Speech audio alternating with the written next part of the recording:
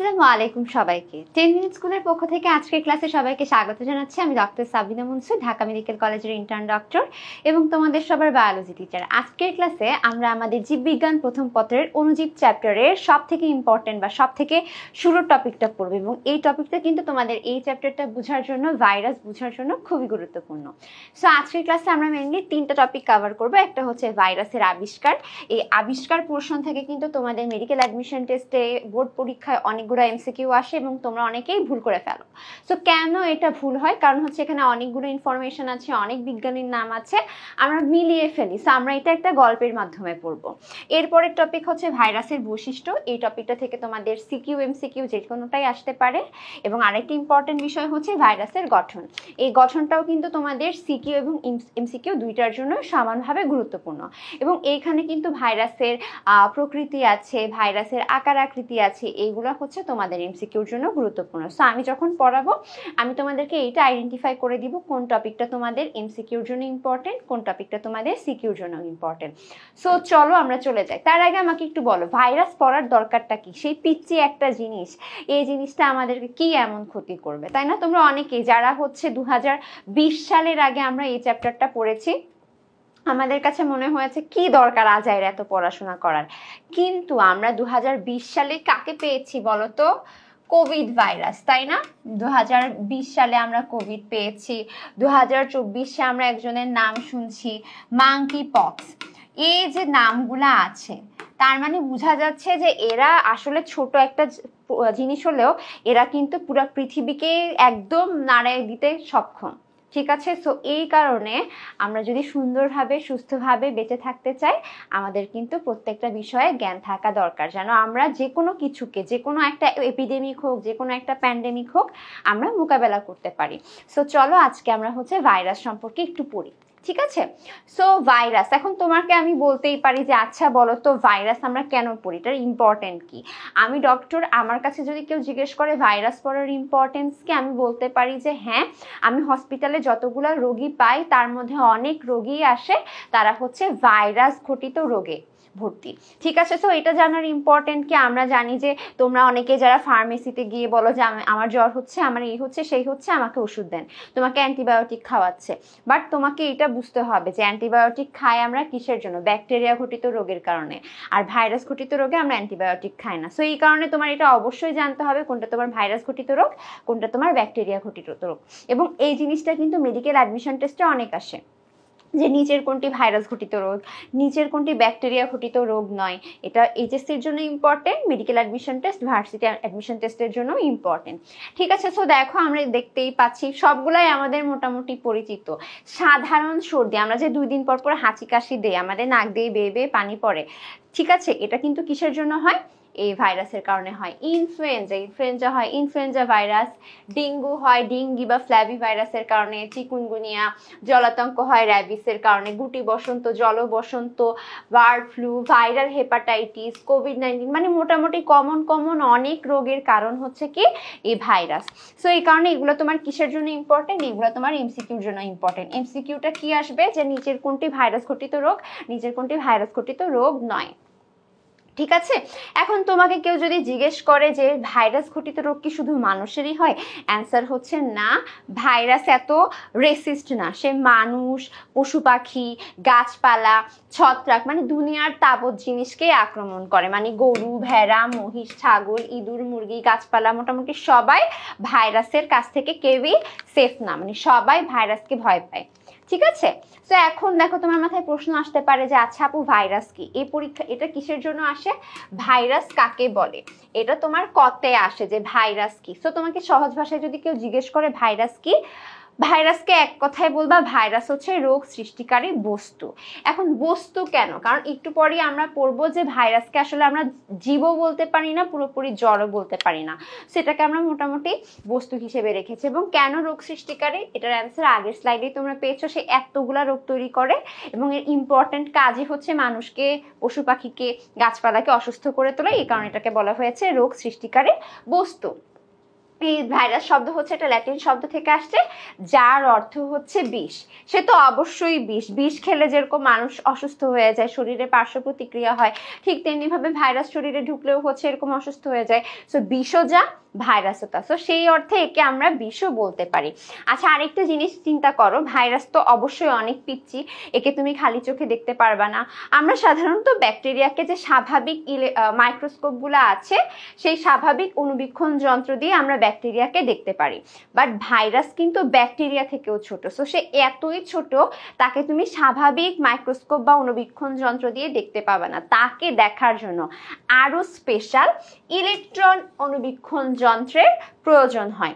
So এই কারণে কখনো কখনো বলা হয় যে যেহেতু ভাইরাসকে তুমি স্বাভাবিক অণুবীক্ষণ যন্ত্র দিয়ে দেখতে পারো না, তার জন্য আরো আলট্রা মাইক্রোস্কোপ বা ইলেকট্রন মাইক্রোস্কোপ দরকার হয়। সো এই কারণে ভাইরাসকে অতি আণুবীক্ষণিক বা আলট্রা মাইক্রোস্কোপিক বলা হয়। সো এইখান থেকে এইটা যদি তুমি অ্যাড করো, তাহলে এটাও বলতে পারো যে ভাইরাস হচ্ছে অতি আণুবীক্ষণিক একটা রোগ সৃষ্টিকারী বস্তু। সো এই জিনিসগুলো আমাদের ক্লিয়ার কিনা আপুকে একটু কমেন্টে জানিয়ে দাও। আর আমি অ্যাকচুয়ালি অনেক কিছুই ঢুকি নাই, তার আগে আমাকে একটু বলো আমার কথা তোমরা স্পষ্ট শুনতে পাচ্ছ কিনা, বোর্ড ক্লিয়ার কিনা। আমি আশা করবো যে বোর্ডও ক্লিয়ার আছে, তোমরা আমার কথা স্পষ্ট শুনতেও পাচ্ছ। সো সবাই একটু বলে ফেলো যতটুকু পড়েছি ক্লিয়ার কিনা, ঠিক আছে? কমেন্টে জানিয়ে দাও। কারো কোনো প্রশ্ন থাকলে তোমরা কমেন্টেই করে ফেলবা, আমি আশা করি অ্যান্সার করে দিব কোনো না কোনো সময়। আচ্ছা, সো এখন আমরা হচ্ছে ভাইরাস সম্পর্কে পড়বো। মানে আমরা সবসময় বিজ্ঞানীদের নাম পড়তে আমরা অনেক প্যারা খাই যে কি দরকার ছিল এত কিছু আবিষ্কার করার। বাট চিন্তা করো, তারা কিন্তু এক একটা কাজ করতে অনেক শ্রম দিয়েছে। সো তাদের নাম মনে রাখাও কিন্তু আমাদের কর্তব্যের মধ্যে পড়ে। আচ্ছা, তাহলে দেখো, এই ভাইরাস নাম প্রবর্তন করেছেন বিজারিঙ্ক। ঠিক আছে, এখানে আমরা অনেক কিছু এখানে দেখব। এটা হচ্ছে তোমাদের কোথায় আসবে, গঠন টপিকে আসবে, বৈশিষ্ট্য টপিকে আসবে। কি টপিক, যে ভাইরাসের স্ট্রাকচারে কি থাকে। আমরা জানি যে ভাইরাসের ভিতরে একটা কেন্দ্রীয় বস্তু থাকে, সেটা নিউক্লিক অ্যাসিড। ঠিক আছে, সেটা ডিএনএ হতে পারে অথবা আরএনএ হতে পারে। আমরা জানি মানুষ, ব্যাকটেরিয়া বা অনেক জীবের মধ্যেই ডিএনএ এবং আরএনএ দুইটাই থাকে। বাট ভাইরাস এতই ছোট, এর শরীরে হয় ডিএনএ থাকবে, না হয় আরএনএ থাকবে, দুইটা কখনো একসাথে থাকবে না। এবং তার যে মাঝখানে কেন্দ্রীয় বস্তু আছে, সেটাকে প্রোটেক্ট করার জন্য বাইরে একটা আবরণ থাকে, সেটা হচ্ছে একটা প্রোটিন আবরণ, যাকে আমরা ক্যাপসিড বলি। একটু পর গঠন অংশে আমরা এটা অনেক ডিটেলে পড়বো, আমরা আস্তে আস্তে একটু বেসিকটা জানি, ঠিক আছে? এবং আরেকটা জিনিস একটু বলি, যে আমরা জানি যে কোনো জীব কি করে, যে কোনো জীবের একটা স্বাভাবিক বৈশিষ্ট্য হচ্ছে সে মানে কোষ বিভাজনের মাধ্যমে হোক আর যে প্রক্রিয়াই হোক, নিষেকের মাধ্যমেই হোক, সে হচ্ছে নিজের প্রতিরূপ সৃষ্টি করে, সে হচ্ছে বাবু দেয়, সে হচ্ছে সংখ্যা মানে বাচ্চা কাচ্চা দেয়, তাই না?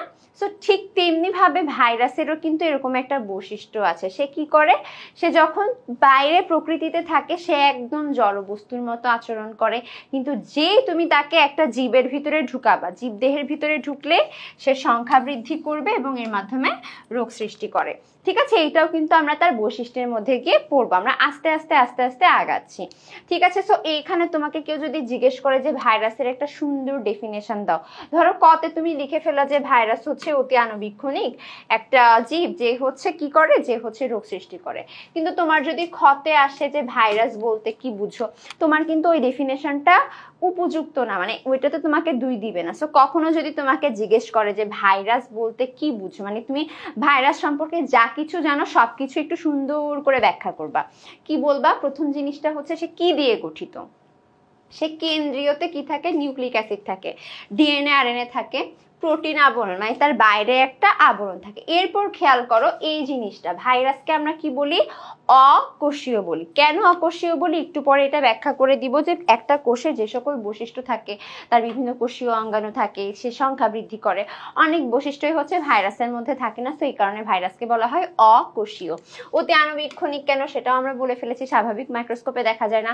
আরেকটি ইম্পর্টেন্ট জিনিস হচ্ছে বাধ্যতামূলক পরজীবী। বাধ্যতামূলক পরজীবী বিশিষ্ট নিয়ে তোমাদের অনেকেরই কনফিউশন থাকে, এবং এটা আমরা একটু পরেই পড়বো, আমি এখন পড়িয়ে দিচ্ছি এটা যেন তখন বুঝতে সমস্যা না হয়। বাধ্যতামূলক মানে কি, সে বাধ্য। পরজীবী মানে কি, যে সে অ্যাকচুয়ালি একা একা বাঁচতে পারে না, আরেকজনের উপর নির্ভরশীল।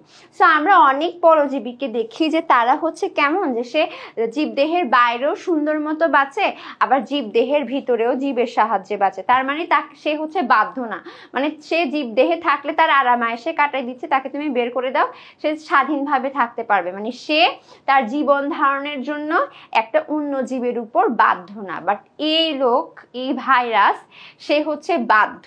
তার যদি সংখ্যা বৃদ্ধি করতে হয়, তার যদি রোগ সৃষ্টি করতে হয়, তাকে অবশ্যই অবশ্যই অবশ্যই কোনো না কোনো একটা জীবের ভিতর ঢুকতে হবে। সো এই কারণে সে হচ্ছে বাধ্য। সে যদি তার সংখ্যা বাড়াইতে হয়, তাকে অবশ্যই বাধ্য হয়ে সেই জীবের ভিতরেই ঢুকতে হবে। ঠিক আছে, এটা অ্যাকচুয়ালি আমি আমার ভাষায় বুঝাইলাম, পরীক্ষার খাতায় আবার এভাবে লিখিও না।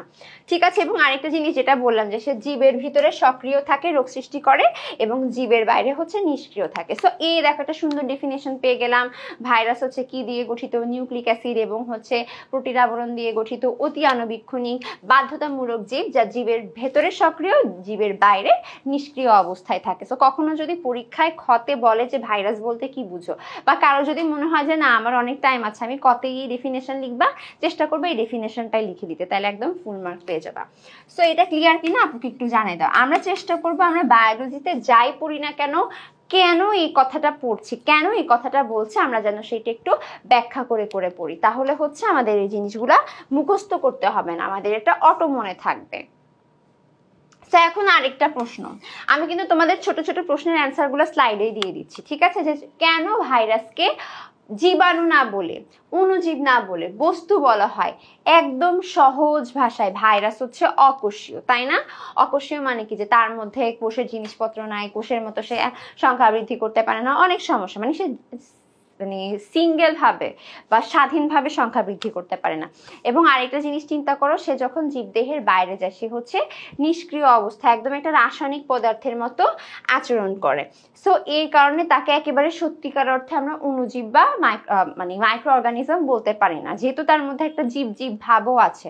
সো এই কারণে পুরোপুরি তাকে আমরা জীব হিসেবে আখ্যায়িত করতে পারছি না। সো সহজ ভাষায় বলে ফেলি যে ভাইরাস অকোষীয়। সো এটা যদি তোমার পরীক্ষায় আসে যে ভাইরাস অকোষীয় ব্যাখ্যা করো, ভাইরাস কেন জীবও নয় জড়ও নয় ব্যাখ্যা করো, অ্যান্সার হচ্ছে এইটা, যে সে কেন, সে কোষ দিয়ে গঠিত, কিন্তু মানে নর্মাল কোষের মধ্যে যে যে স্ট্রাকচার থাকে এর মধ্যে সেই স্ট্রাকচার নাই। নর্মাল কোষ স্বাধীনভাবে প্রজনন করতে পারে, এই বেটা পারে না। এরপর দেখো, আর সে জীব থেকে বের হয়ে গেলে একেবারে মরা, মানে রাসায়নিক বস্তুর মতো আচরণ করে। সো এই কারণে ভাইরাসকে আমরা অকোষীয় বলতে পারি, ভাইরাসকে আমরা জীব না বলে, বা আমরা এটাকে অণুজীব না বলে আমরা বস্তু বলি। ঠিক আছে, ক্লিয়ার কিনা আমাকে একটু জানাও। এই প্রশ্নটা মেইনলি কখনো কখনো আসলে ক্ষয়ের জন্য আসতে পারে। ঠিক আছে, ক্ষয়ের জন্য আমরা কিন্তু এখনো ঘয়ের অ্যান্সার পাই নাই। সো ঠিক আছে, এই জিনিসটা এখন তোমাকে কেউ যদি জিজ্ঞেস করে যে অকোষীয় কেন, এই আগের কথাটাই বললাম যে আমরা জানি একটা কোষে কি থাকে, কোষে একটা কোষ ঝিল্লি থাকে, একটা নিউক্লিয়াস থাকে, মাইটোকন্ড্রিয়া থাকে, সাইটোপ্লাজম থাকে, রাইবোজোম থাকে, অনেক কিছু থাকে। এই লোকের তো কিছুই নাই, তাই না? কোষ ঝিল্লি থাকে না, সাইটোপ্লাজম থাকে না, কোষীয় অঙ্গাণু যেমন মাইটোকন্ড্রিয়া, রাইবোজোম কিচ্ছু থাকে না। সো এই কারণে এটাকে আমরা অকোষীয় বলি। এবং আরেকটা তো বললাম যে সে স্বাধীনভাবে তার বাচ্চা কাচ্চা উৎপন্ন করতে পারে না। আচ্ছা, এখন হচ্ছে যে জিনিসটাতে তোমরা সবাই প্যারা খাও, কি প্যারা খাও, যে এত এত এত এত ইনফরমেশন কেমনে মনে রাখবো, কেমনে মনে রাখবো? তোমরা হচ্ছে গল্প হিসেবে পড়বা, আমরা একটা গল্প হিসেবে পড়ি। ঠিক আছে, গল্পটা কি? আচ্ছা, আবিষ্কার। তোমরা কি আমাকে বলতে পারবা আবিষ্কার মানে কি? যে ধরলাম যে 1700 সালে ভাইরাস আবিষ্কার হয়েছে, তার মানে কি আগে ভাইরাস ছিলই না পৃথিবীতে? আগে মানুষের রোগ হইতোই না? নাকি অ্যান্সার হচ্ছে যে আগেও ভাইরাস ছিল, বাট এই যে ভাইরাস বলে কোনো কিছু একটা অস্তিত্ব আছে এইটা টের পেয়েছে? বিষয়টা হচ্ছে এরকম, যে ভাইরাস ঘটিত অনেক রোগ কিন্তু সেই আদিম কাল থেকে মানুষের হয়ে আসছে হয়ে আসছে হয়ে আসছে, বাট এটা যে ভাইরাসের কারণে হচ্ছে, বা এই রোগটা একটা সেই রোগ যেই রোগ ভাইরাস ঘটিত, এগুলাকে আমরা আবিষ্কার মানে এইগুলাকে যখন আমরা বুঝতে পেরেছি সেটাকে আমরা এখানে আবিষ্কার হিসেবে ধরছি। ঠিক আছে, সব বিষয়টা এরকম যে গুটি বসন্ত এগুলো কিন্তু অনেক বিখ্যাত বিখ্যাত রোগ। তোমরা হচ্ছে আচ্ছা আমরা অনেক রোগের কথা জানি যে আগের কালে বিভিন্ন রোগে মহামারী হইতো, গ্রামের পর গ্রাম নিশ্চিহ্ন হয়ে যাইতো, মানুষ ভ্যানিশ হয়ে যাইতো। তো তার মানে হচ্ছে গুটি বসন্ত, পিঠ জ্বর, এরকম বিখ্যাত বিখ্যাত রোগগুলো হচ্ছে অনেক আগে থেকেই পৃথিবীতে মানুষের ছিল, কিন্তু তখন তারা ডাক্তাররা আমাদের মতো এত এক্সপার্ট ছিল না, বা যা ডায়াগনোসিস করার পদ্ধতিও এত এক্সপার্ট ছিল না। সো তারা বুঝতেই পারতো না যে এটা একটা ভাইরাসের কারণে হচ্ছে। ঠিক আছে, সো কেউ যদি জিজ্ঞেস করে এখানে যত ভাইরাস ঘটিত রোগ আছে, সর্বপ্রথম কোন ভাইরাস ঘটিত রোগটার কথা মানুষ চিন্তা করেছে, সেইটা হচ্ছে কি আমাদের বসন্ত রোগ। ঠিক আছে, বসন্ত রোগ কে আবিষ্কার করে, মানে কে উল্লেখ করেছেন যে হ্যাঁ এরকম একটা রোগ আছে, ওই বসন্ত রোগের কথা উল্লেখ করেছেন এডওয়ার্ড জেনার। ঠিক আছে, তাহলে এডওয়ার্ড জেনার দেখো 1796 সালে কি করেছেন, 1796 সালে তিনি প্রথম ভাইরাস ঘটিত একটা রোগ বসন্ত রোগের কথা উল্লেখ করেন, কিন্তু তিনি কিন্তু ভাইরাস আবিষ্কার করেন না, তিনি জাস্ট রোগের কথা বলেছেন যে হ্যাঁ পৃথিবীতে এরকম অনেকগুলো রোগ আছে, তার মধ্যে বসন্ত রোগের কথা উনি বলেছেন। সো এটা হচ্ছে সর্বপ্রথম ভাইরাস ঘটিত প্রাণী রোগ, তাই না? বসন্ত রোগ তো যেহেতু প্রাণীতে হয়, তাহলে সর্বপ্রথম উদ্ভিদ কোনটা, মানে কোন উদ্ভিদ ভাইরাসের রোগটা হচ্ছে আবিষ্কৃত হয়, সেটা হচ্ছে টিএমভি, টোবাকো মোজাইক ভাইরাসের কথা। ঠিক আছে, তাহলে সর্বপ্রথম আবিষ্কৃত উদ্ভিদ ভাইরাস ঘটিত রোগ হচ্ছে কি টোবাকো মোজাইক ভাইরাস। ঠিক আছে, অ্যাডলফ মায়ার নামের একজন বিজ্ঞানী হচ্ছে তামাকের যে ছোপ ছোপ রোগ এটাকে টোবাকো মোজাইক হিসেবে উল্লেখ করেন। মানে ধরো এটা তামাক পাতা, এর এখানে এরকম এরকম ছোপ ছোপ দাগ হয়। সো আমরা জানি যে আমাদের যখন বিল্ডিং বানায়, বিল্ডিং এর ফ্লোরটা কি হয়, অনেকে মোজাইক করা থাকে, একটা ফ্লোরের মধ্যে হচ্ছে এরকম সুন্দর সুন্দর সুন্দর সুন্দর দাগ দাগ থাকে। সো এখানেও যেহেতু এরকম দাগ দাগ হয়, রোগটার নাম দিয়েছে টোবাকো মোজাইক। ঠিক আছে, যে দেখো তিনি জাস্ট ভাইরাসও কিন্তু তিনি আবিষ্কার করেন না, তিনি কিন্তু জাস্ট রোগ হিসেবে আবিষ্কৃত বা উল্লেখ করেছেন। তাহলে এই দুইটা জিনিস জাস্ট মাথায় রাখো, সর্বপ্রথম ভাইরাস ঘটিত প্রাণী রোগ বা সর্বপ্রথম ভাইরাস ঘটিত রোগ হিসেবে উল্লেখ করা হয়েছিল বসন্ত রোগের কথা, যেটা করেছে এডওয়ার্ড জেনার, এবং সর্বপ্রথম উল্লিখিত ভাইরাস ঘটিত উদ্ভিদ রোগ হিসেবে উল্লেখ করা হয় টোবাকো মোজাইক রোগের কথা, যেটা করেছেন মায়ার বা অ্যাডলফ মায়ার। ঠিক আছে, সো আমরা উদ্ভিদ কোনটা, প্রাণী কোনটা, সর্বপ্রথম কোনটা, কোন বিজ্ঞানী করেছে, দেখো গল্প কিন্তু চলছে, গল্প চলছে। এরপর খেয়াল করো আইভানোভস্কি। আইভানোভস্কি এরা হচ্ছে রাশিয়ার বিজ্ঞানীদের, নাম দেখেই তুমি বুঝতে পারবা আইভানোভস্কি, মানে দস্তোভস্ক, মানে এরকম নামগুলা থাকে। ঠিক আছে, সো নাম দেখেই বুঝতে পারবা সে কি করলো। তখন ধরো ব্যাকটেরিয়া জাতীয় রোগের কথা মোটামুটি আবিষ্কৃত হয়ে গেছে। তো সে একটা ফিল্টার বানাইলো, সেই ফিল্টারটা কি করে, আমরা কি করি যে ছাঁকনি দিয়ে ছাঁকে, তাই না? সেই ফিল্টারটাও হচ্ছে কি করে, ব্যাকটেরিয়াকে ধরে রাখে, ব্যাকটেরিয়াকে ফিল্টার করে আলাদা করে রাখে। তাইলে সে একটা ব্যাকটেরিয়া রোধক ফিল্টার দিয়ে ফিল্টার করার পরও দেখলো যে না, এই টোবাকো মোজাইক রোগটা হচ্ছে। তার মানে সে কিন্তু প্রমাণ করে ফেলেছে কি, দেখো ব্যাকটেরিয়া রোধক ফিল্টার দিয়ে সে ফিল্টার করার পরও দেখলো যে না, সুস্থ রোগে মানে সুস্থ গাছে তাও এই রোগটা হচ্ছে। তার মানে তো এইটা প্রুভ হয়ে গেছে যে এমন একটা জিনিসের কারণে এই টোবাকো মোজাইক রোগটা হয়, যে জিনিসটা ব্যাকটেরিয়া থেকেও পিচ্ছি এবং সেটা ব্যাকটেরিয়া না। সো এই রোগটাকেই তিনি তখন ভাইরাস হিসেবে উল্লেখিত করেন, কিন্তু তিনি কিন্তু তাও ভাইরাসকে দেখে নাই, মানে তার অস্তিত্বটা টের পাচ্ছে, মানে সে বুঝছে যে না, এটা ব্যাকটেরিয়া দিয়ে হচ্ছে না, তার থেকে ছোট কিছু একটা দিয়ে হচ্ছে, এবং তখন তিনি সেটাকে হচ্ছে ভাইরাস হিসেবে বলেছেন। কিন্তু তিনি কিন্তু কোনো ভাইরাস চোখে দেখে নাই বা বের করতে পারে নাই। বাট এই আবিষ্কারটা যে করেছে, মানে মানুষের মাথায় এই চিন্তাটা দিয়েছে যে না, তোমরা এখন ব্যাকটেরিয়া নিয়ে পড়ে থাকলে হবে না, তোমাকে এখন আরো ক্ষুদ্র অবস্থায় চিন্তা করতে হবে। এই চিন্তাটা দেওয়ার জন্যই তাকে হচ্ছে ভাইরাসের আবিষ্কারক হিসেবে চিহ্নিত করা হয়। তাহলে আইভানোভস্কি হচ্ছে ভাইরাসের আবিষ্কারক। ঠিক আছে, মানে চিহ্নিত করা হয়। তাহলে দেখো আমরা কিন্তু অনেকটুকু পড়ে ফেলেছি। এরপর দেখো আরেক বিজ্ঞানী বিজারিং হচ্ছে তখন কি করলেন, তিনি হচ্ছে টিএমভি কে, মানে যেহেতু সে আবিষ্কার করে ফেলেছে ভাইরাস, আর টিএম নামে টোবাকো মোজাইক একটা রোগ আছে, তো এইটাকে একত্রে বলেছেন টোবাকো মোজাইক ভাইরাসের কারণে টিএমভি রোগটা হয়। এরপর আরেক বিজ্ঞানী হচ্ছে ওয়াল্টার রিড, তিনি হচ্ছে পিত রোগের ভাইরাস আবিষ্কার করেন। আচ্ছা, আরেকটি ইম্পর্টেন্ট জিনিস, আরেকজন বিজ্ঞানী হচ্ছে একটু গুরুত্বপূর্ণ কাজ করেছে, সেটা হচ্ছে কি স্ট্যানলে। সেই সর্বপ্রথম স্ট্যানলে নামক বিজ্ঞানী সর্বপ্রথম ভাইরাসকে আলাদা করতে পেরেছেন, ভাইরাসকে একদম হাতে ধরে, মানে চুপা মানে সে এতদিন চুপিয়ে চুপিয়ে ছিল, লুকিয়ে লুকিয়ে ছিল, সেই চুপা রুস্তমকে সে বের করে কেলাসিত করেছে, মানে একটা স্ট্রাকচার দিয়েছে। ঠিক আছে, এবং এটার কারণে কিন্তু তিনি নোবেল পুরস্কারও পেয়েছে। তো তোমরা কেউ যদি এরকম কোভিড ভাইরাসকেও স্ট্রাকচার দিয়ে দিতে পারো, তোমাদের কিন্তু নোবেল পাওয়ার চান্স আছে। সে কি করলো, ভাইরাস তো অনেক ছোট, তোমার কি মনে হয় তাকে স্ট্রাকচার দেওয়ার জন্য তাকে কম কষ্ট করতে হয়েছে? মানে বহুত কষ্ট করতে হয়েছে। সে 1 টন আক্রান্ত 1 টন তামাক পাতা থেকে ধরে ধরে ধরে ধরে মাত্র 1 চামচ পরিমাণ ভাইরাসের ক্রিস্টাল সংগ্রহ করেন। ঠিক আছে, এরপর হচ্ছে ধরো দুনিয়াতে ভাইরাস যখন চলে আসছে, ভাইরাস এখন আমার চোখের সামনে দৃশ্যমান, সবাই এগুলো নিয়ে গবেষণা করা শুরু করলো যে কি এই ভাইরাস, বহুত জ্বালিয়েছিস আমাদেরকে, আজকে তোকে একদম ছিঁড়ে বিড়ে দেখবো কি করিস তুই। তো তখন ইংল্যান্ডের 2 জন বিজ্ঞানী হচ্ছে ব্যাডেন এবং পিরি, তারা কি করলো, তারা হচ্ছে ভাইরাস নিয়ে গবেষণা করতে করতে দেখলো যে ভাইরাস আসলে কি দিয়ে গঠিত। তাহলে আমরা যে এতক্ষণ পড়েছিলাম ভাইরাস নিউক্লিক অ্যাসিড এবং হচ্ছে ক্যাপসিড দিয়ে গঠিত, প্রোটিন দিয়ে গঠিত, সেটা হচ্ছে ব্যাডেন এবং পিরি আবিষ্কার করেন বা ব্যাখ্যা করেন। পরবর্তীতে বিভিন্ন বিজ্ঞানী বিভিন্ন ভাইরাস আবিষ্কার করেছেন, যেমন শেফারম্যান হচ্ছে সায়ানোফাস করেছেন। ঠিক আছে, সো এরপরে হচ্ছে দেখা গেল যে ভাইরাস সম্পর্কে অনেকেই অনেক ধরনের গবেষণা করলো, ভাইরাসের কি বৈশিষ্ট্য বিদ্যমান, ভাইরাস কেমন স্ট্রাকচার, সবকিছু নিয়ে। সো লোফ নামের একজন বিজ্ঞানী হচ্ছে, সো দেখো ভাইরাস যখন আবিষ্কার হয়ে গেছে, মানুষ কিন্তু নানা ধরনের গবেষণা শুরু করলো যে কে ভাইরাস, ভাইরাস দেখতে কেমন, ভাইরাসের গঠন কেমন, ভাইরাস রাসায়নিকভাবে কেমন। সো তখন দেখা গেল যে কিছু কিছু বিজ্ঞানী দেখলো যে ভাইরাসের মধ্যে কিছু জীবের বৈশিষ্ট্য আছে, মানে আমরা যারা জীববিজ্ঞানী আর যারা হচ্ছে কেমিস্ট্রিতে পড়াশোনা করে জড়বিজ্ঞানী, তারা কি করলো, তারা দেখলো যে না ভাইরাস তো জ্বরের মতো বৈশিষ্ট্য, মানে ভাইরাসকে নিয়ে দুই পক্ষ টানাটানি শুরু করলো।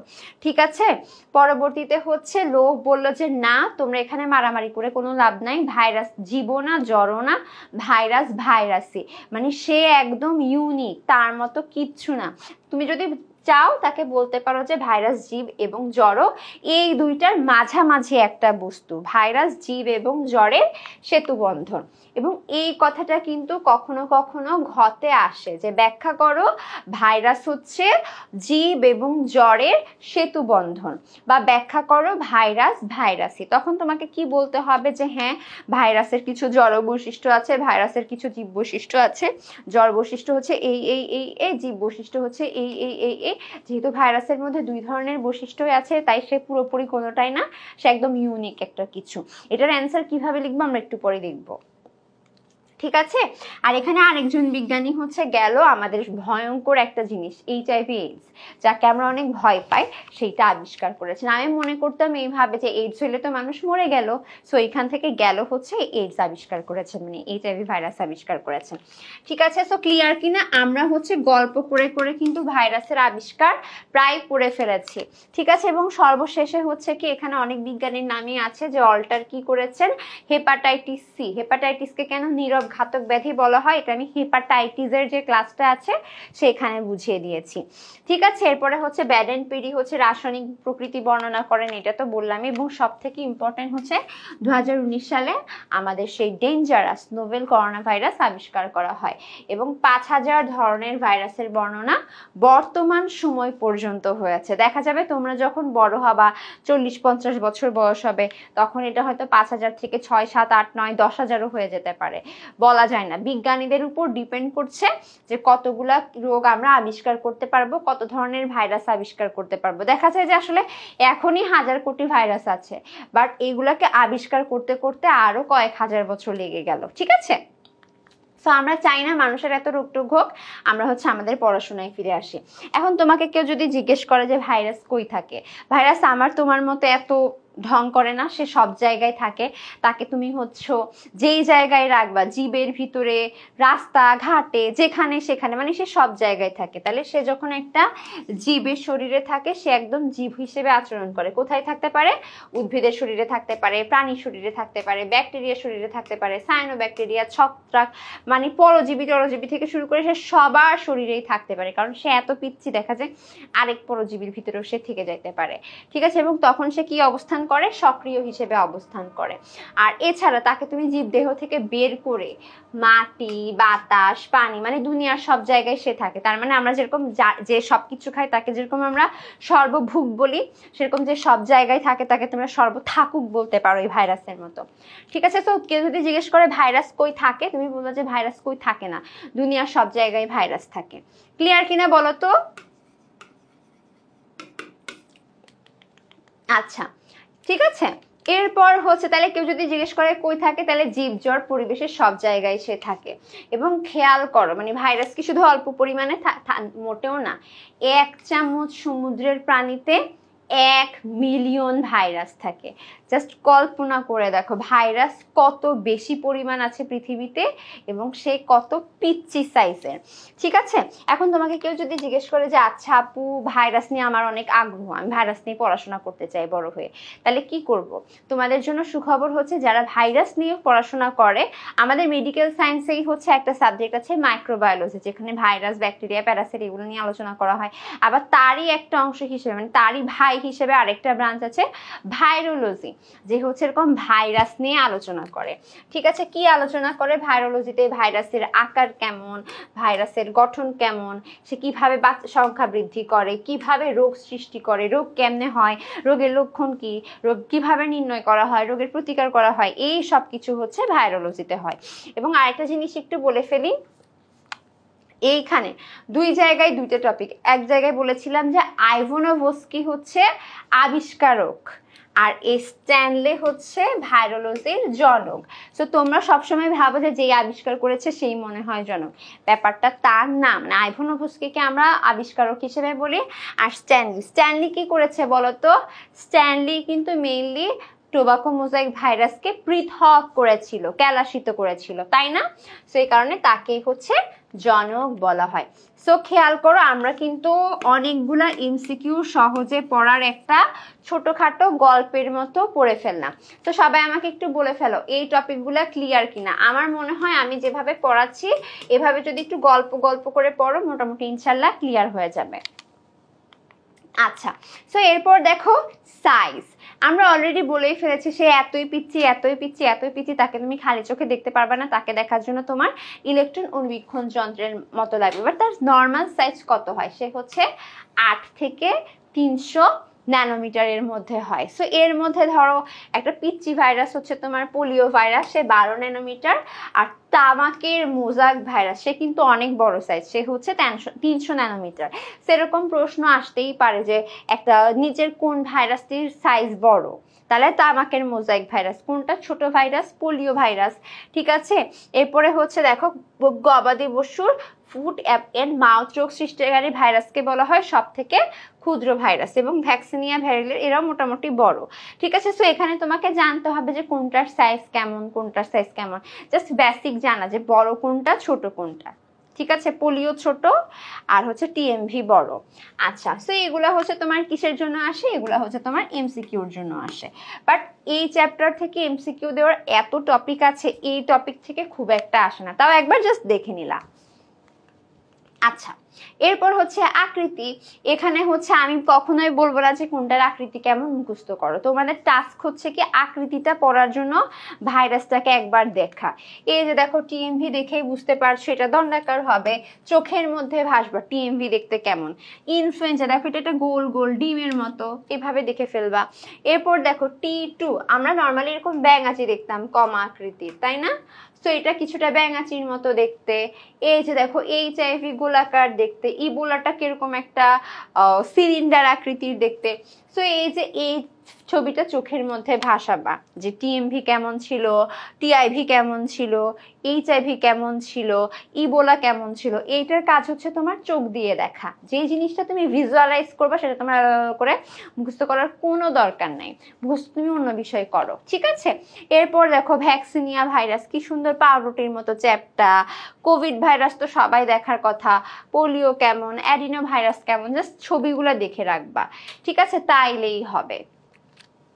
আচ্ছা, তো এখানে আমরা ভাইরাসের প্রকৃতির এই জিনিসটা তো অলরেডি বলে ফেলেছি। এইটা কিন্তু তোমার আসে, পরীক্ষায় আসে যে ভাইরাসের মানে বলেছি ঘতে তোমার আসবে, কি আসবে যে ভাইরাস ভাইরাসি ব্যাখ্যা করো, ভাইরাস জীব এবং জ্বরের সেতু বন্ধন ব্যাখ্যা করো। সো এই প্রশ্নের অ্যান্সার তোমরা কিভাবে লিখবা, ঠিক আছে?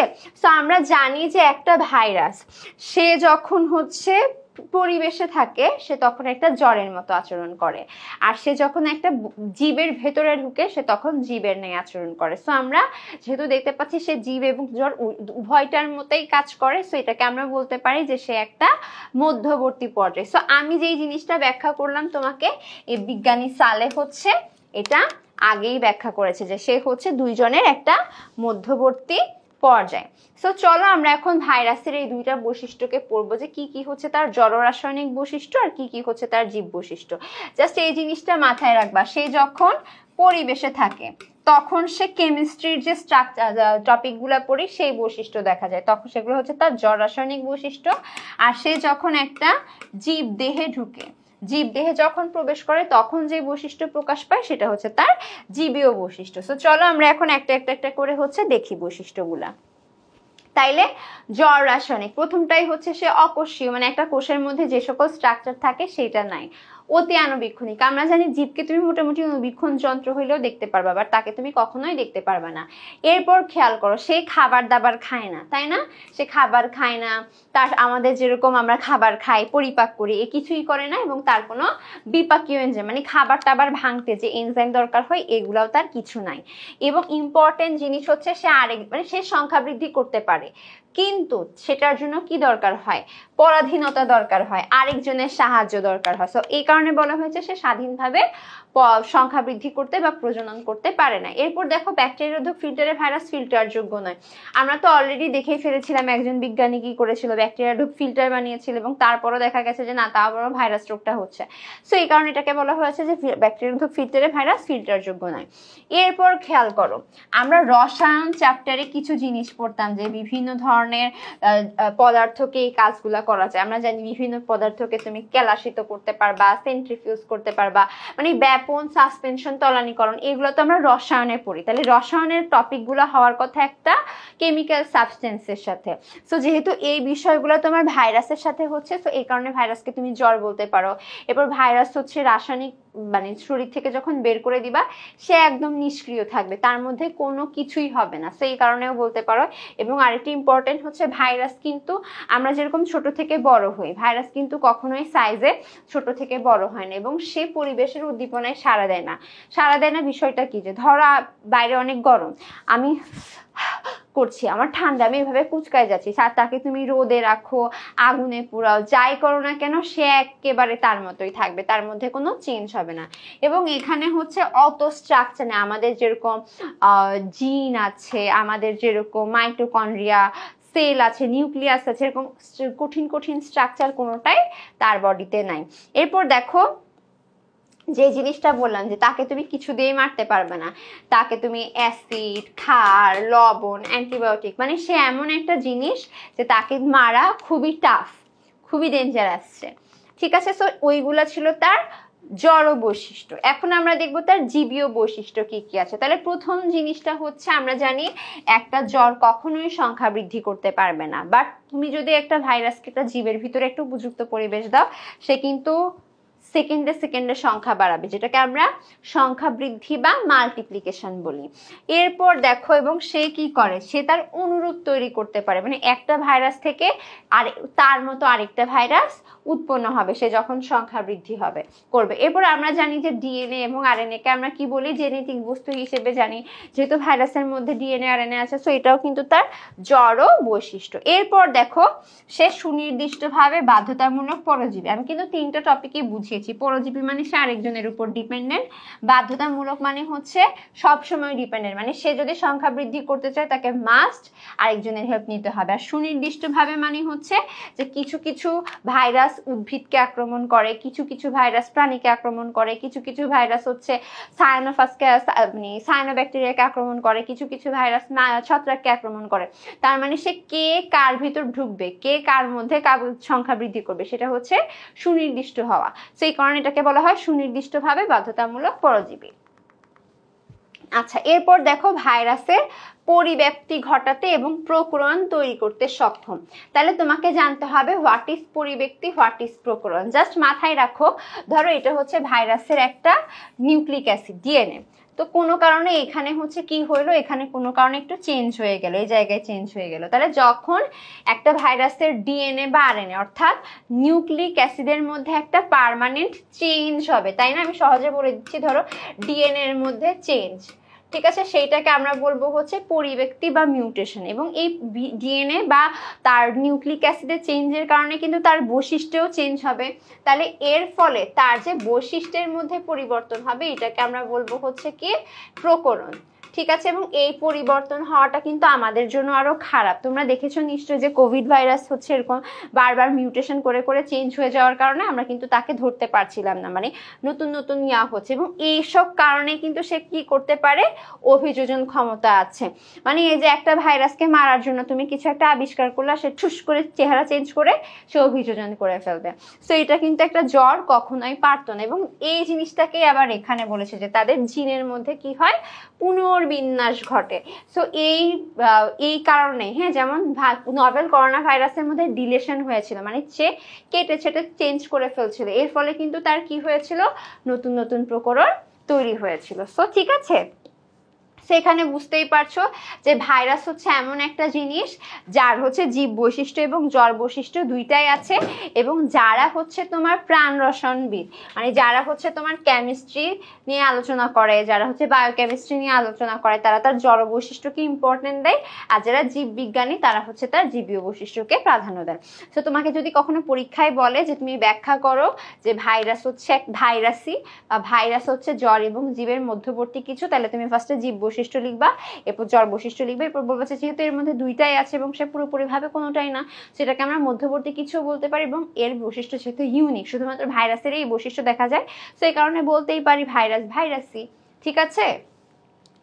আচ্ছা, তো বুঝতেই পারছো আমরা এতক্ষণ একটা কয় নাম্বারের প্রশ্ন পড়ে ফেলেছি, একটা ঘ বা 4 নাম্বারের প্রশ্ন পড়ে ফেলেছি। সবাই আমাকে একটু বলে ফেলো এই টপিকটা তোমাদের কাছে ক্লিয়ার হয়েছে কিনা। কারো যদি কোনো ধরনের কনফিউশন থাকে কমেন্টে জানিয়ে দাও, আমি ওইগুলা অ্যান্সার করে ফেলবো, ঠিক আছে। সবাই একটু ধীরে ধীরে বলে ফেলো এটা যদি পরীক্ষায় আসে 4-এ 4 পাওয়া পসিবল কিনা। আচ্ছা, এরপর একটা ইম্পর্টেন্ট জিনিস হচ্ছে ভাইরাসের গঠন। এই ভাইরাসের গঠনটা তোমার গতে আসে, ভাইরাসের গঠন থেকে তোমার এমসিকিউ আসে। সো যে কোনো কিছুর গঠনকে আমরা দুই ভাগে বলতে পারি, একটা হচ্ছে ভৌত গঠন, একটা হচ্ছে রাসায়নিক গঠন। ভৌত গঠন মানে তার স্ট্রাকচার কেমন, সে দেখতে কেমন। আর রাসায়নিক গঠন মানে সে অ্যাকচুয়ালি কি ধরনের রাসায়নিক পদার্থ দিয়ে তৈরি, ঠিক আছে। আমরা মেইনলি যদি গঠন বলে দুইটা নিয়েই চিন্তা করব। তাহলে ভৌত গঠন যদি চিন্তা করি যে তার কি আছে, তার হচ্ছে মাঝখানে একটা কেন্দ্রীয় বস্তু আছে। কেন্দ্রীয় মানে কি, সে মাঝ বরাবর থাকে, তাই না? অবশ্যই, তাহলে সে মাঝ বরাবর যে থাকে সেটা কেন্দ্রীয় বস্তু। সে কি হইতে পারে, সে হচ্ছে নর্মালি নিউক্লিক অ্যাসিড, হয় ডিএনএ অথবা আরএনএ, কিন্তু দুইটা কখনোই একসাথে অবস্থান করবে না, ঠিক আছে। এবং আমরা যেরকম ব্যাকটেরিয়াতে পড়েছিলাম যে ব্যাকটেরিয়ার নিউক্লিয়াসটা যেই জায়গায় থাকে সেটাকে আমরা নিউক্লিয়েড বলি। সো এইটার নিউক্লিয় বস্তুটাকেও তুমি নিউক্লিয়েডের সাথে তুলনা করতে পারো। আচ্ছা, এরপর ক্যাপসিড। আমরা ধরো এখানে পড়ে ফেলেছি এটা কেন্দ্রীয় বস্তু, কেন্দ্রীয় বস্তুর বাইরে হচ্ছে একটা কি থাকে, তাকে ঘিরে একটা প্রোটিন আবরণ থাকে, ঠিক আছে। এরপর একটা জিনিস বললো যে ক্যাপসিড প্রোটিন অণুর বিন্যাসই হচ্ছে তার আকার আকৃতি নির্ণয় করে। এটা তো একদম কমন সেন্স। এই ক্যাপসিডটা যদি তোমার 4 কোণা হয়, ভাইরাসটা হচ্ছে 4 কোণা। ক্যাপসিডটা যদি গোল্লা হয়, ভাইরাসটা গোল্লা। ক্যাপসিডটা যদি ডিমের মতো হয়, তাহলে ভাইরাসটা ডিমের মতো। ক্যাপসিড যদি এরকম লাঠির দণ্ডাকৃতির হয়, তাহলে এরকম। ঠিক আছে। তো ক্যাপসিড ইউনিট বা প্রোটিনগুলা কিভাবে সজ্জিত আছে সেইটার উপর ডিপেন্ড করেই হচ্ছে ভাইরাসের আকার আকৃতি ডিপেন্ড করবে। সে কখনো দণ্ডাকৃতির, হেলিক্স হইতে পারে, ঠিক আছে। নর্মালি হচ্ছে যে দণ্ডাকৃতির তাকে আমরা হেলিকাল বলি, আর যে হচ্ছে গোলাকৃতির তাকে আমরা পলিহেড্রন বা পলিড্রেন কাঠামো বলি। এটা জাস্ট মাথায় রাখো। দণ্ডাকৃতিরকে আরেকটা ভাষায় বলা হয় হেলিক্স, আর গোলাকৃতিকে বলা হয় হচ্ছে পলিহেড্রন বা পলিড্রন কাঠামো, ঠিক আছে। এরপর ক্যাপসিডের ভিতরে আবার পিচ্চি পিচ্চি পিচ্চি পিচ্চি কতগুলা সাব ইউনিট থাকে, ঠিক আছে। এই ছোট্ট ছোট্ট সাব ইউনিটকে বলা হয় হচ্ছে ক্যাপসোমিয়ার। এবং এই ক্যাপসোমিয়ারের সংখ্যাও কিন্তু এক একটা ভাইরাস ভেদে বিভিন্ন হইতে পারে। যেমন যেটা 8 ন্যানোমিটারের ভাইরাস সেখানে যতগুলো থাকবে, যে 300 ন্যানোমিটারের ভাইরাস তার মধ্যে নিশ্চয়ই আরো বেশি থাকবে, ঠিক আছে। এরপর হচ্ছে কখনো কখনো দেখা যায় যে এদের এখানে এরকম কাটা কাটা থাকে, কাটা কাটা থাকতেও পারে, ঠিক আছে। কখনো কখনো ভাইরাসের মধ্যে এরকম কাটা কাটা থাকতে পারে। তো আমরা যখন ছোট ছিলাম আমাদের স্কুলের অনেক ছেলে হচ্ছে এরকম চুলে কি করতো, চুলটাকে সজারুর কাটার মতো বানায় আসতো জেল দিয়ে, সেটাকে বলা হয়তো স্পাইক করা। সো এখান থেকে মাথায় রাখবা, ছেলেরা স্পাইক করে চুলকে যেরকম কাটা কাটা বানায়, ঠিক তেমনি ভাবে এর মধ্যে যে সজারুর কাটার মতো থাকে সেটাকেও বলা হয় হচ্ছে কি স্পাইক। কন্টক মানে কাটা, ঠিক আছে। তোমাদের মধ্যে অনেকে থাকে যে তোমরা বাংলা ভাষাও বুঝো না, তোমরা জিজ্ঞেস করো আপু এটা মানে কি, এটা মানে কি, এটা মানে কি, কিন্তু এটা শুদ্ধ বাংলা ভাষায় লেখা। তো যারা জিজ্ঞেস করছো কণ্টকিত মানে কি, কণ্টকিত মানে কাটাময়, কাটার মতো, ঠিক আছে। আচ্ছা ক্লিয়ার কিনা বলো তো। আমি যেটুকু যখন পড়াবো তোমরা এক একটা পেজ যখন উল্টাবো তখনই সাথে সাথে বলে ফেলবো আপু ক্লিয়ার ক্লিয়ার ক্লিয়ার। আচ্ছা এরপর হচ্ছে এনভেলাপ। একটা জিনিস একটু বলে রাখি, একটা ভাইরাসের মধ্যে কেন্দ্রীয় বস্তু এবং হচ্ছে এই ক্যাপসিড, এই দুইটা মাস্ট থাকবে। মানে একটা যদি স্বাভাবিক ভাইরাস হয় এই দুইটা সে থাকবে। কখনো কখনো এই ক্যাপসিড এবং নিউক্লিক অ্যাসিড ছাড়াও বাইরে এক্সট্রা একটা আবরণ থাকে। তার মানে হচ্ছে ধরো এটা তোমার নিউক্লিক অ্যাসিড, এটা তোমার হচ্ছে ক্যাপসিড, এটার বাইরে আবার আরেকটা আবরণ আছে। তো বিষয়টা হয়ে গেছে এরকম যে তুমি চিঠি পাঠাচ্ছ, চিঠিটা একটা খামে ভরে দিলা। তো এইটাকে তখন আমরা জানি খাম ইংলিশ কি, খাম ইংলিশ এনভেলাপ। তাহলে এই ক্যাপসিডের বাইরে যখন আরো একটা আবরণ থাকে সেটাকে আমরা বলি হচ্ছে এনভেলাপ। সেটা কতটুকু হয়, 10 থেকে 15 ন্যানোমিটার পুরু হতে পারে। এখন তোমাদের মাথায় এরকম প্রশ্ন আসতে পারে যে কার কার এনভেলাপ আছে। আমি বলতাম এইভাবে, HIV, হারপিস, ইনফ্লুয়েঞ্জা, HIV এবং করোনা, ঠিক আছে। এই ভাইরাসগুলোর মধ্যে তোমার হচ্ছে এনভেলাপ থাকে, আর মোটামুটি অন্যান্য ভাইরাসের মধ্যে এনভেলাপ থাকে না। সো এই ফিগারটা দেখে কিন্তু তোমরা বুঝতে পারছো তাই না। এই যে কালো কালো দেখা যাচ্ছে, ধরো এটা হচ্ছে সেই নিউক্লিক অ্যাসিডটা আছে, তার বাইরে এটা হচ্ছে কি ক্যাপসিড, এই পিচি পিচি পিচি পিচিগুলো আবার ক্যাপসোমিয়ার, বাইরে এটা হচ্ছে এনভেলাপ, এবং এনভেলাপের এখানে কাটা কাটা কাটা কাটা কাটা কাটা এটা হচ্ছে তোমার কি স্পাইক। তাহলে আমরা তার ভৌত গঠনটা অলরেডি পড়ে ফেলেছি। এখন আমরা দেখবো হচ্ছে তার রাসায়নিক গঠনটা কেমন। তাহলে রাসায়নিক গঠনটা তো আমরা বলেই ফেলেছিলাম যে তুমি এর মধ্যে মিলে দুইটা জিনিস থাকে, একটা হচ্ছে কেন্দ্রীয় বস্তু, কেন্দ্রীয় বস্তুটা তোমার নিউক্লিক অ্যাসিড হয় ডিএনএ অথবা আরএনএ, এবং বাইরে হচ্ছে একটা প্রোটিন আবরণ যাকে তোমরা কি বলো, ক্যাপসিড বলো, ঠিক আছে। তাহলে এখানে আমি অলরেডি বলেই ফেলেছিলাম যে এখানে কেন্দ্রীয় বস্তু হিসেবে হয় ডিএনএ অথবা আরএনএ থাকবে, দুইটা কখনোই একসাথে অবস্থান করবে না। মাথায় রাখো ম্যাক্সিমাম উদ্ভিদ ভাইরাস হচ্ছে আরএনএ ভাইরাস এবং ম্যাক্সিমাম প্রাণী ভাইরাস হচ্ছে ডিএনএ ভাইরাস, কিন্তু এদের কিন্তু এক্সেপশনও আছে। এক্সেপশনগুলো আমরা হচ্ছে ডিএনএ ভাইরাস এবং আরএনএ ভাইরাসের মধ্যে পার্থক্য যখন পড়াবো তখন হচ্ছে দেখাই দিব। এরপর হচ্ছে প্রোটিনের কথাটা বলে ফেলেছিলাম যে প্রোটিনটা মেইনলি হচ্ছে নিষ্ক্রিয় থাকে, মানে প্রোটিনটা এমনি একটা জড় উপাদান, সে নিষ্ক্রিয় থাকে, বাট তার ইম্পর্টেন্ট কাজ হচ্ছে সে একটা প্রোটেক্টিভ, মানে নিউক্লিক অ্যাসিডই তো তার মেইন, সেই নিউক্লিক অ্যাসিডটাকে হচ্ছে কি করে, রক্ষা করে, এবং সে পোষক দেহের সংক্রমণে হেল্প করে। ধরো কখনো কখনো এর মধ্যে এরকম স্পাইক আছে, সে তো আটকাইতে হেল্প করবে, ঠিক আছে। এর পাশাপাশি এই কাটাটাতে এইসব জিনিসপত্র হচ্ছে অ্যান্টিজেন হিসেবে কাজ করে, এবং এ হচ্ছে তোমার হাঁচি কাশির উদ্রেক ঘটায়। মানে তুমি জাস্ট চিন্তা করো, একটা বস্তু যখন তোমার নাকের ভিতর দিয়ে ভিতরে ঢুকবে তুমি কি করবা, স্বাভাবিকভাবেই তো তোমার এসব কাটা কাটাগুলো গায়ে লাগবে, তুমি কি করবা, হাঁচি দিবা, ঠিক আছে। সেটা প্রশ্ন আসে যে হাঁচি কাশির উদ্রেক কে ঘটায়, এই ক্যাপসিডটা হচ্ছে হাঁচি কাশির উদ্রেক ঘটায়। আর বহিস্থ আবরণের কথা তো আমি অলরেডি বলেই ফেলেছিলাম যে একটা এক্সট্রা আবরণ থাকতেই পারে, সেটা হচ্ছে ইনফ্লুয়েঞ্জাতে থাকে, হারপিসে থাকে, এইচআইভিতে থাকে এবং করোনাতে থাকে। এবং সেটা কি দিয়ে তৈরি, সেটা হচ্ছে লিপিড দিয়ে তৈরি, শর্করা দিয়ে বা স্নেহজাতীয় পদার্থ দিয়ে থাকতে পারে। তোমাদের মধ্যে অনেকেই প্রশ্ন করতে পারো আপু লিপোপ্রোটিন কি, লিপোপ্রোটিন কি, নাম বায়োলজির সবকিছু তুমি নাম দেখেই বুঝবা। লিপোপ্রোটিন মানে হচ্ছে এমন একটা লিপিড যেটা প্রোটিন এবং লিপিডের সমন্বয়ে তৈরি। এবং একটা জিনিস একটু বলে ফেলি, আমরা বলেছিলাম যে ক্যাপসিডের যে ছোট ছোট একক তাকে বলা হয় ক্যাপসোমিয়ার, ঠিক তেমনি ভাবে এরও কিন্তু একক থাকে, সেই এককটাকে বলা হয় হচ্ছে পেপ্লোমিয়ার। তো ক্যাপসোমিয়ার হচ্ছে তোমার ক্যাপসিডের একক, আর পেপ্লোমিয়ার হচ্ছে তোমার এনভেলাপের একক। এবং যে ভাইরাসের মধ্যে তোমার কি থাকে, এই আবরণটা থাকে, যে এনভেলাপটা থাকে, তাকে বলা হয় হচ্ছে লিপোভাইরাস। তো তোমাকে কেউ যদি জিজ্ঞেস করে নিচের কোনটি লিপোভাইরাস, তাহলে তোমার মনে রাখতে হবে এইচআইভি, হার্পিস, ইনফ্লুয়েঞ্জা, করোনা, এই চারটার মধ্যে যদি আসে এই চারটাই তোমার লিপোভাইরাস হবে, আর বাকিগুলো লিপোভাইরাস হবে না, বাকিগুলো হবে নগ্নোভাইরাস। আচ্ছা, এই এনজাইমটাও কিন্তু এক্সট্রা, মানে সে সবার থাকবে না, কারো কারো এক্সট্রা থাকতে পারে। যেমন ব্যাকটেরিওফাজ, যে ব্যাকটেরিয়াকে আক্রমণ করে তার লাইসোজাইম এনজাইম থাকতে পারে, যে ইনফ্লুয়েঞ্জা তার হচ্ছে নিউরামিনিডেজ এনজাইম থাকতে পারে, এইচআইভিতে রিভার্স ট্রান্সক্রিপ্টেজ এনজাইম থাকতে পারে, মানে এইগুলো হচ্ছে তার বিশেষ বিশেষ কাজ। সো এটা তোমার কিসের জন্য ইম্পর্টেন্ট, এমসিকিউর জন্য ইম্পর্টেন্ট, ঠিক আছে। আচ্ছা, এখন আমাদের কিন্তু পড়া প্রায় শেষ পর্যায়ে চলে আসছে। তোমরা আমাকে একটু বলে ফেলো এতক্ষণ পর্যন্ত আমরা যা কিছু পড়েছি, আমরা মেইনলি কি কি টপিক কভার দিলাম। আমরা প্রথমে হচ্ছে ভাইরাসের আবিষ্কারগুলো পড়ে ফেলেছি, যেটা এমসিকিউতে আসে, ভাইরাসের স্ট্রাকচারটা দেখে ফেলেছি, যেটা গতে আসে এবং এখান থেকে এমসিকিউ আসে, এবং আরেকটা ইম্পর্টেন্ট হচ্ছে ভাইরাসের জীব এবং জড় বৈশিষ্ট্য পড়ে ফেলেছি।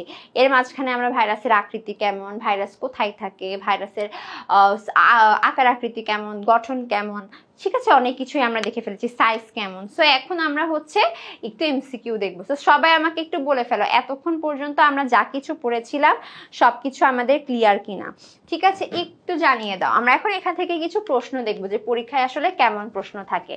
সো এই জিনিসটা দেখো, এগুলো কিন্তু একটা বোর্ড প্রশ্ন। এখানে ও দিয়ে বলেছে অতি আণুবীক্ষণিক অকোষীয়, আর পি হচ্ছে আণুবীক্ষণিক আদিকোষীয়। সো তোমাদের সৃজনশীল প্রশ্ন আসলে সর্বপ্রথম টাস্ক হচ্ছে প্রশ্ন ধরতে পারা, এখানে আসলে কি চেয়েছে। তাহলে দেখো এখানে ওকে আর পি কে, সো বুঝতেই পারছো অতি আণুবীক্ষণিক হচ্ছে এতক্ষণ ধরে যাকে পড়লাম আমরা ভাইরাস, তাই না। তাহলে বাকিজন কে, বাকিজন হচ্ছে তোমার ব্যাকটেরিয়া। আচ্ছা, এরপর হচ্ছে তোমার প্রশ্ন আসছে ব্যাকটেরিওফাজ কি। এই ব্যাকটেরিওফাজ কি, এটা আমরা হচ্ছে লাইটিক চক্র, লাইসোজেনিক চক্র পড়ার সময় পড়বো, মানে যে ভাইরাসটা ব্যাকটেরিয়াকে খায় ফেলে, ব্যাকটেরিয়াকে আক্রমণ করে, সেটা ব্যাকটেরিওফাজ। সাইজন কি, এটা আমরা ম্যালেরিয়া পড়ার সময় পড়বো, এখন এটা নিয়ে মাথা ঘামাইতে হবে না। এরপর দেখো উদ্দীপকের ও এর গঠন বর্ণনা করো। দেখো আমি অলরেডি তোমাকে বলে ফেলেছিলাম যে ভাইরাসের গঠন তোমার কিসে আসে, গতে আসে। সেই গঠনটা তুমি ভৌত গঠন, রাসায়নিক গঠন হিসেবে ব্যাখ্যা করবা, প্লাস যে কোনো গঠন যখন বলবে ওই সুন্দর চিত্রটা এঁকে দিবা, যে মাঝখানে তুমি নিউক্লিক অ্যাসিড দেখাবা, এরপর হচ্ছে ক্যাপসিড দেখাবা, এনভেলাপ দেখাবা, স্পাইক দেখাবা, একদম সহজ ছবি। কেউ যদি বলে যে তোমার ভাইরাসের চিত্র আঁকতে কতক্ষণ লাগবে, আমি বলবো আমার 10 সেকেন্ডও লাগবে না, ঠিক আছে। এরপর আরেকটা হচ্ছে ব্যাকটেরিয়ার ব্যবহার। সো বুঝতেই পারছো আমাদের কিন্তু ভাইরাস থেকে অনেক প্রশ্ন আসে। আচ্ছা, এরপর হচ্ছে দেখো আমরা কিছু এমসিকিউ সলভ করব। সো তোমরা হচ্ছে এমসিকিউ গুলা সবাই পরীক্ষা মানে কমেন্টে জানো, ঠিক আছে। এই যে দেখো এটা কিন্তু পরীক্ষায় আসছে, অনেকগুলা পরীক্ষায় আসে, যদিও এখানে বোর্ডগুলো দেওয়া হয় নাই। কোন বিজ্ঞানী টিএমভি কে তামাক পাতা থেকে কেলাসন প্রক্রিয়ায় পৃথক করেন। সো আমরা অলরেডি প্রত্যেকটা বিজ্ঞানীকে কি করেছে, অ্যাডলফ মায়ার কি করেছে সেটা জানি, আইভানোভস্কি কি করেছেন, বোদেনের কথা এখনো জানি না, তাই না। স্ট্যানলি কি করেছিল, স্ট্যানলি হচ্ছে তামাক পাতা থেকে পৃথক করেছিল, তাই না। 1 টন তামাক পাতা থেকে মাত্র 1 চামচ। ভাইরাসের গঠনে কোন জোড়াটি সঠিক, ঠিক আছে। এইটাও তোমার অনেকগুলা বোর্ড পরীক্ষায় আসছে, এটাও তোমার হচ্ছে মেডিকেল অ্যাডমিশন টেস্টে আসছে। সো দেখো প্রোটিন অ্যামাইনো অ্যাসিড, দুইটাই তো প্রোটিন না। শর্করা অ্যামাইনো অ্যাসিড হয় না, শর্করা নিউক্লিক অ্যাসিড হয় না, এখানে হচ্ছে প্রোটিন এবং নিউক্লিক অ্যাসিড। তাহলে এখানে অ্যান্সার কি হবে, এ। এই প্রশ্নটা এত সহজ, বাট অনেকে ঠুস করে এটাও ভুল লাগায় ফেলে।